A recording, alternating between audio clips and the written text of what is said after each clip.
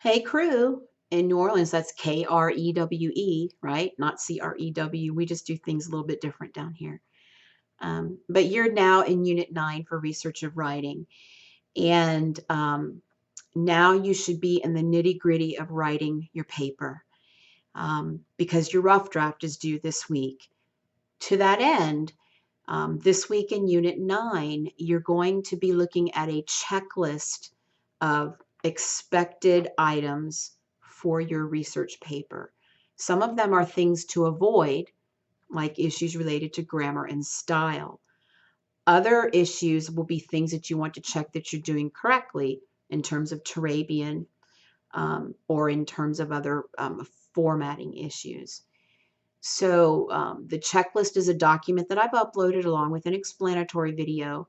You're not going to be quizzed on this information, but don't just blow it over, blow it off, because the quiz on it is going to be when I see your rough draft, I'll say, so-and-so probably didn't consult the checklist, or he or she would have known that you don't submit a one-sentence paragraph, because on the checklist it tells you to avoid one-sentence paragraphs.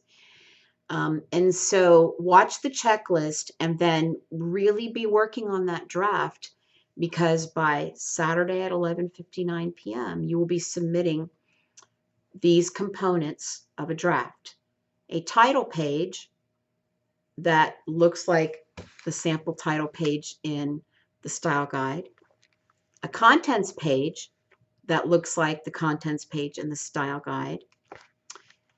5 pages of your paper. You can turn in more if you choose, but I'm only going to mark 5 pages to be fair to everybody. Everybody will get 5 marked. I will give very detailed feedback on 5 pages. And those pages can't be just your words. They have to be pages that have footnotes on them, because you're using source information.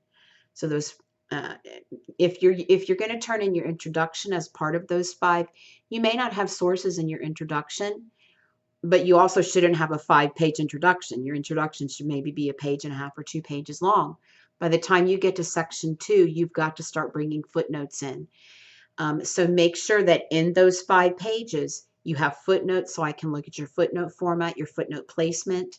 I need to see how you're doing with headings and things like that.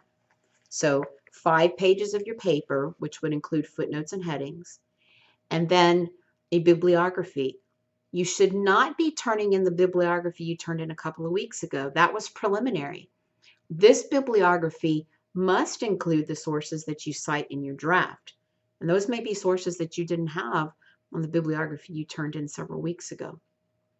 But again, make sure that they're formatted correctly, that you took the feedback I gave you on that preliminary bibliography and you went through and tightened up the Turabian issues that perhaps you struggled with at that point. So this week really is just hunkering down and getting 5 pages of that draft done and submitted, so that I can give you some very specific feedback before you start working on that, the final draft of your paper. I'm here for you. Email me if you need me.